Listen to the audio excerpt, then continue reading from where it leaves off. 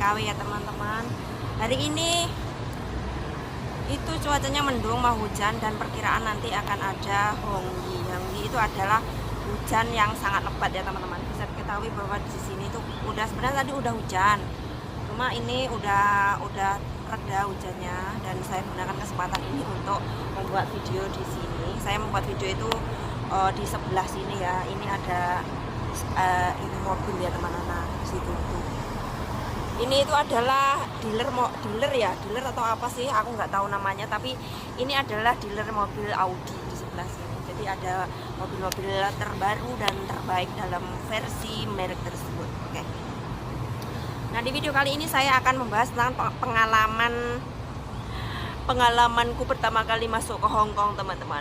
Ya, saya awal mula masuk ke Hong Kong itu tahun 2003 ya teman-teman.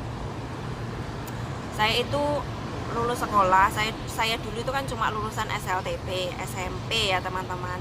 Sebenarnya saya itu bisa berkesempatan untuk melanjutkan sekolah ke SMA atau ke tingkat yang lebih tinggi, tapi saya memilih untuk dulu itu kursus babysitter setahun. Ya, jadi saya itu kursus seperti itu. Nah, sebenarnya di tempat kursus aku itu ada penyaluran kerja juga ya. Jadi, tapi saya waktu itu memutuskan untuk pergi ke Hong Kong saja, karena memang tujuan awal saya itu, tujuan saya kursus itu sebenarnya adalah untuk bisa pergi ke sini gitu loh ya. Jadi waktu saya tiba di sini beberapa bulan itu saya mendapat surat panggilan kerja, dan gajinya itu sebenarnya lumayan, waktu itu sekitaran 2,5 juta kalau nggak salah ya, 1 bulannya dulu itu. Tapi saya sudah di sini. Oke, basa-basinya segitu aja.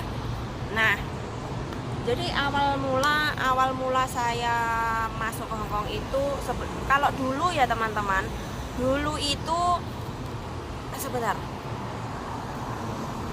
Dulu itu kalau mau bekerja ke Hong Kong itu enggak semudah sekarang. Di tahun 2000-an itu enggak semudah sekarang. Dulu itu rambut itu harus pendek. Jadi rambut aku itu juga pendek, dipangkas seperti cowok.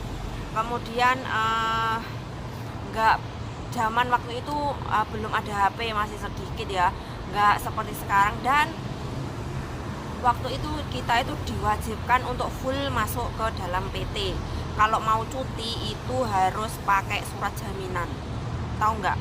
Jadi di tahun 2000-an itu enggak seperti sekarang. Sekarang itu kan sangat mudah ya, kita bisa pergi pagi pulang sore, atau kita tinggal absen, atau kita belajar terus sorenya kita itu bisa pulang. Kalau dulu itu enggak seperti itu.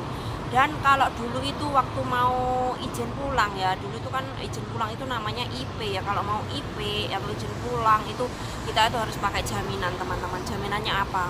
Tahu nggak? Aku dulu pakai jaminan sertifikat rumah. Kalau nggak gitu saya pakai BPKB-nya sepeda mas. Tapi kebanyakan itu aku pakai sertifikat rumah bapakku sih, soalnya kan aku masih jadi tanggungan orang tua gitu loh.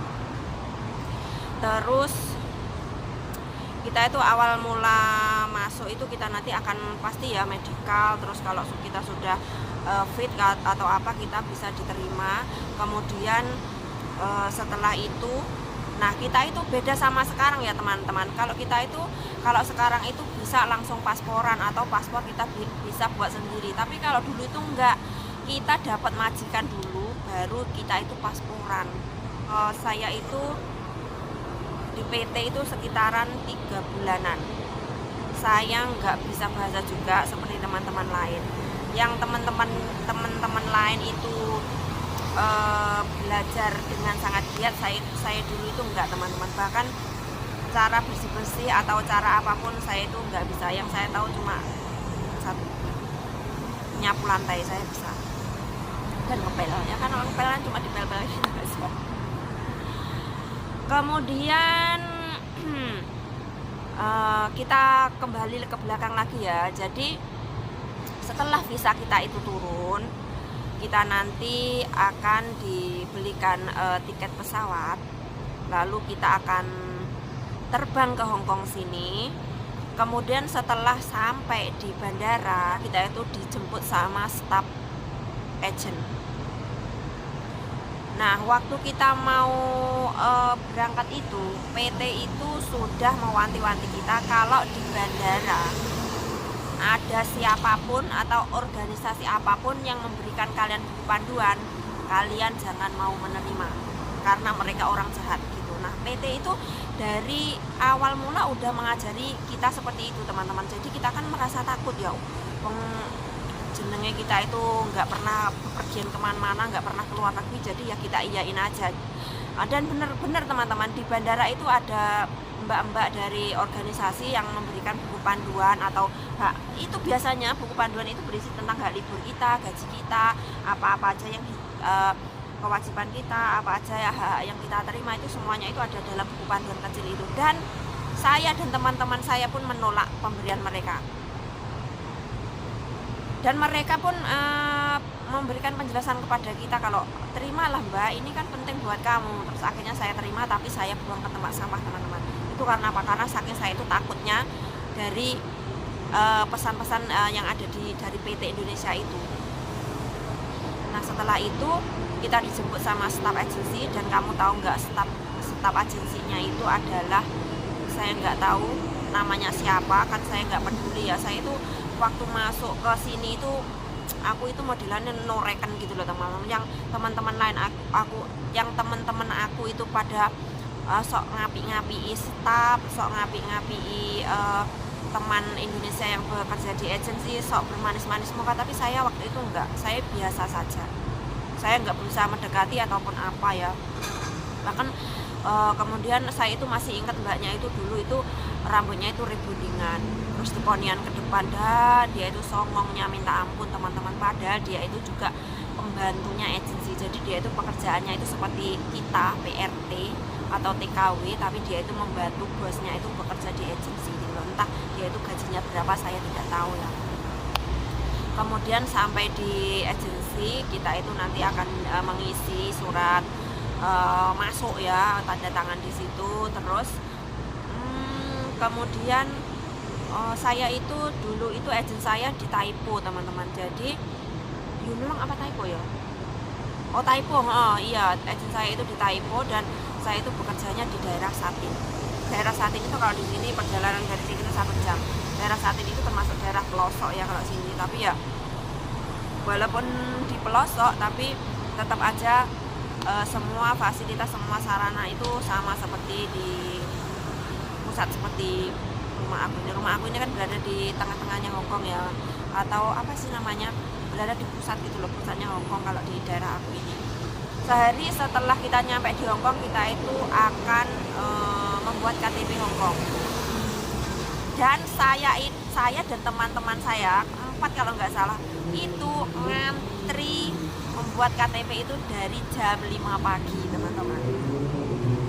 Iya, jadi kita itu ngantri membuat KTP itu dari jam 5 pagi. Kemudian ya kita foto KTP, dan foto KTP ku itu, dan waktu itu kan usia aku masih berapa ya, kalau nggak 17 tahun ya 18 tahun. Saya itu masih culun-culunnya, dan ya seperti biasa dulu itu kan rambutnya cepak. Emang saya pangkas habis rambut aku itu. Sekarang kan ID-nya udah ganti, di tahun yang lalu saya udah ganti ID, karena ya seperti aturan pemerintah Hongkong bahwa kita itu harus memperbarui ID card kita. Jadi ID card saya yang sekarang itu adalah ID card yang baru, dan ternyata ID card saya yang baru ini jauh lebih menyedihkan daripada ID card saya yang lama. Jauh lebih menyeramkan, teman-teman. Setelah saya beberapa hari di agensi, saya itu dijemput sama majikan. Majikan saya itu dulu waktu itu masih muda, teman-teman. Anaknya 2 kecil, anaknya 2 itu yang satu itu kelas 6 SMP, yang satu itu kelas 6 SD, yang satunya lagi adalah kelas 4 SD, dan itu semuanya cowok. Dan rumah majikan aku itu kecil, ukurannya kalau nggak salah itu kalau nggak 350 ya 450. Itu ada 2 kamar tidur, ruang tamu, dapur, dan kamar mandi. Dan saya itu tidurnya itu di ruang tamu. Tapi walaupun saya tidur di ruang tamu, saya itu memiliki ruangan yang luas ya, teman-teman. Jadi ruang tamu itu kalau malam itu semuanya adalah milik saya. Walaupun saya nggak punya privasi apapun, tapi ya nggak apa-apa lah. Yang dulu itu kan niatnya saya itu benar-benar untuk bekerja. Awal mula saya masuk ke rumah majikan itu, majikan aku itu baik banget teman-teman, mau memberitahu aku cara kerjanya ini, full senyum. Terus kalau ada sesuatu yang nggak kamu tahu, kamu boleh nanya ke aku. Terus anggaplah aku ini sebagai anggota keluarga kamu sendiri, jadi kamu jangan sungkan-sungkan gitu. Awal pertama mula saya masuk ke rumah majikan itu seperti itu, baik. Tapi teman-teman, setelah saya bekerja di situ 2 hari, jadi hari ketiga, wah, majikan aku ini seperti setan. Ya ampun, kerjaannya itu teriak-teriak, kerjaan ini nggak bener, kerjaan itu nggak bener. Saya itu sampai stres. Ya ampun teman-teman, kalau ngomong dia itu seperti orang kesetanan, cerewetnya. Ya Allah ya Robbi, sama persis dengan majikanku yang seperti sekarang ini. Jangan persis teman-teman. Saya itu heran, kenapa saya itu selalu mendapat majikan itu yang cerewet-cerewet, tapi saya itu selalu bisa mengendalikan mereka. Kemudian saya itu waktu awal mula itu kan saya nggak bisa bahasa juga, nggak bisa ngomong, sama seperti orang lain yang awal mula masuk ke sini, karena saya dulu itu kan non ya. Tapi perbedaannya dulu sama sekarang itu beda jauh teman-teman. Dulu itu kan ada underpayment, dan saya pun terkena underpayment. Dan untuk yang underpayment itu biasanya majikan itu selalu menoleransi jika kita nggak bisa bahasa. Karena apa? Karena gaji kita itu lebih rendah separuh teman-teman. Dan itu pun sebenarnya kalau pihak imigrasi tahu, itu majikan bisa diperkarakan gitu. Tapi karena waktu itu kita itu takut mengadu atau takut apapun, jadi kita itu pun nggak berani untuk speak up sampai 2 tahun. Jadi setelah finish pertama itu, nanti kalau kita tanda tangan kontrak baru, kita baru bisa mendapatkan gaji yang full gitu ya. Satu lagi teman-teman, pengalaman yang sangat lucu ya waktu saya bekerja pertama kali di Hongkong itu adalah waktu itu majikan aku itu membersihkan AC, karena saya kan nggak bisa ya. Ya saya akui, saya itu waktu pertama kali kerja itu saya itu nggak bisa apapun, nggak bisa, benar-benar nggak bisa. Terus tapi majikan aku yang cowok itu baik sama aku, dia itu ya kayak aneh memperlakukan aku itu dengan baik gitu loh. Dan waktu itu dia itu kan lagi membersihkan AC, karena saya itu masih baru beberapa bulan di Hongkong. Dia itu menyuruh aku mengambilkan perintahnya gini, cece po ngolok poa ngoyu poa gini loh, po ya. Nah saya itu mikirnya po itu adalah panci, dan ternyata po itu adalah lap teman-teman, kain untuk mengelap. Karena saya itu bingung ya, saya ambil aja panci, saya kasihkan ke dia. Terus akhirnya dia itu marah, oh cece, dan akhirnya dia itu ngambil sendiri lapnya itu. Ini po, jadi ini po handuk atau kalau bahasa Cina itu kain ya, kain untuk lap. Dan saya pun juga ya gimana lagi, saya nggak bisa bahasa. Oke, jadi dulu itu benar-benar kalau kita nggak bisa bahasa itu oke teman-teman, tapi beda sama sekarang. Sekarang itu karena apa? Karena sekarang itu kita itu gajinya kan udah gede, jadi kita itu diwajibkan untuk perfect. Kalau dari Indonesia itu harus bisa mengenali apa pekerjaan kita harus bisa ngomong walaupun bahasa-bahasa yang masih sederhana, bahasa-bahasa kantonis yang sederhana, kalian itu wajib bisa ya teman-teman. Minimal ya selamat pagi, terus menyebutkan nama-nama benda ataupun menyebutkan nama-nama barang atau nama-nama kegiatan yang sesuai dengan job kamu itu wajib bisa gitu loh ya. Oke teman-teman, itu aja pengalaman aku waktu pertama kali masuk ke Hongkong di tahun 2000-an. Semoga bisa ya gimana ya, menurut aku ini adalah pengalaman aku seru sih. Waktu itu kan aku masih kecil, sekarang udah tua. Sekarang usia aku itu hampir 40 tahun, dan waktu itu aku itu belum genap 20 tahun. Oke, sampai jumpa di lain kesempatan, dan wassalamualaikum warahmatullahi wabarakatuh. Bye bye.